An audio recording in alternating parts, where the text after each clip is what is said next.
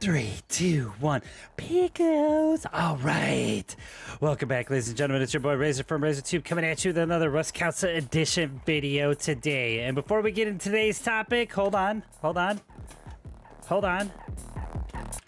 going to be talking about the new best update that's out now for the Rust Council Edition that includes Recoil, Night Vision, and more. And that's for the PlayStation 4, PlayStation 5, Xbox Series X, Xbox One X, and all the OG consoles out there. Anyways, with that being said, we're going to be talking about this best new update, right? And it's going to be February 29th. Just to let you guys know, it's going to be full wipe all around. And this update has a name, which is Underground Assault. Now, we've been out on the public testing branch for a few weeks now. We've all had a chance to test it and get it used to it. It includes a variety of things, such as we got the handcrafted LMG, we got the Prototype 17, we got the Molotovs, we got the flashbangs, baby. Woo! Anyways, geez, I can't even see. And a ton of other little quality of life updates that we've been asking for as a Rust Council community for a long time. Another one to be included is now we can see our teammates' names above their head a little bit further out, which is nice. And we'll talk about that because that was another update. And I kind of wanted to touch base on what they did with some of these quality of life issues that they were having with the new update. Okay, so the purpose of this video is me talking about what I think of the new update. Well, I've been playing it for a few weeks. Recoil, the changes are huge, right? We have new Recoil coming in with the Prototype 17 and a handcrafted LMG, which is pretty sick. They're little right now, but I'm imagining 011 is going to be tweaking these in the near future. But what does this mean for you as a Rust Council Edition player? Well, that means with the new randomly generated Recoil, there's going to be less and less cheaters. You're like, hey, Razor, we've heard this before. Why? Well, if you're a garbage person who cheats in Rust Council Edition, mind you, if you're using mouse and keyboard, you're using the Kronos strike packs or whatever you want to call it, you're garbage. And this new Recoil update that's going to be coming out, at least for the handcrafted LMG and the Prototype 17, you're not going to be able to wield these things like a little beamer and be a sweaty Chad around the map anymore. Because with this new Recoil coming in, what it does is it doesn't allow third-party devices, which are what I spoke about, the Strike Pack or Kronos or Zen. It doesn't allow those devices to be able to calculate the recoil properly, which enables us to whoop their ass a little bit longer because it just doesn't work that way, right? The cheaters can't script properly if the script can't read what the recoil is. So I think it's a big, huge step for 011 once they implement all the new recoils for every single weapon in the game. But for now, we got to deal with half and half, so a little bit of the halvesy action. It's not the end of the world because I've been clapping these kids for a long time, and they just suck in general.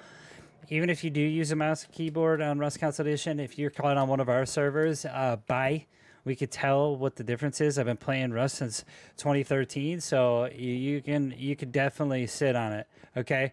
Because those devices aren't going to be lasting much longer in the new environment that 011 is going to be putting into the RCE community.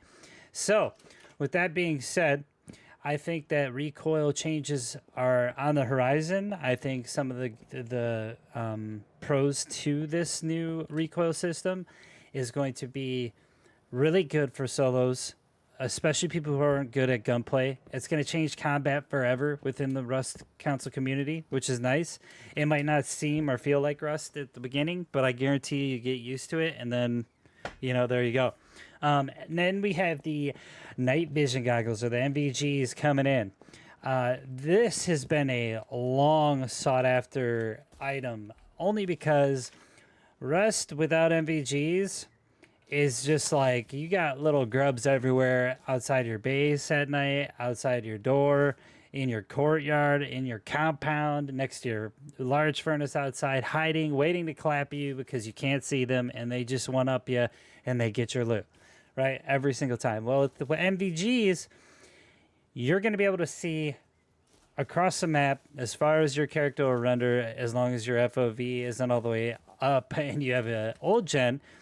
And basically what that means is it brings another opportunity for players who are solo, duos, trios, to be able to have another advantage on somebody if they don't have MVGs, right?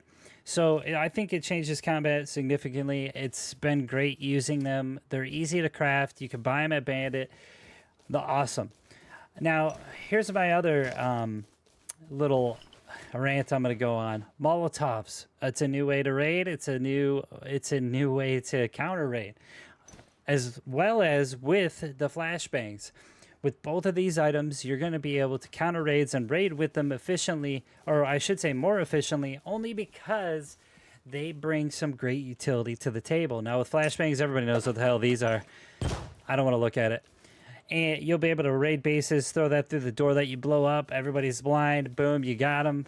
Done. Raid's wrapped up. We're out of here. We're freaking eating pizza and chilling while we're just gaming, right? Molotovs. I think this is a bigger counter raid weapon. The only reason why is because, say somebody's raiding you and every base consists of hallways or corridors or compartments or whatever the hell you want to call them. Now, these Molotovs obviously are just great to throw in the hole where people are shooting rockets. I will tell you that much. Or they're good at throwing raid bases if you could just huck one up in their little window or on the top of their roof to burn them out, you know? So I think these were a great add. I think that they're both two utilities that we needed in the Rust Council Edition, only because of the significant impact that they bring to a raid or defending a raid. So I give a double 11 a plus on that. All right, now here's what we're going to really talk about, okay? And we're going to fly over there because I got G mode, right? We're going to talk about the military tunnels and what they have to offer. Now, if you've been playing Underground Assault on the PTB for a while, I will tell you this. If you try to go touch military tunnels, you're going to have a lot of chads around there. A lot of people roof camping and a lot of people putting bases up around it. It offers some of the best tier 3 loot in the game. And it brings a whole new element to the Rust Council Edition. Now, obviously, I'm on the PC version of Rust. You see the excavator there, which is great. And this is going to be coming out February 19th or 29th. So remember that. It's going to be one of the most significant changes that Rust Council has ever seen. So we're just making our way over there. Oh, boom, here we are. So here we go. Military tunnels coming at you.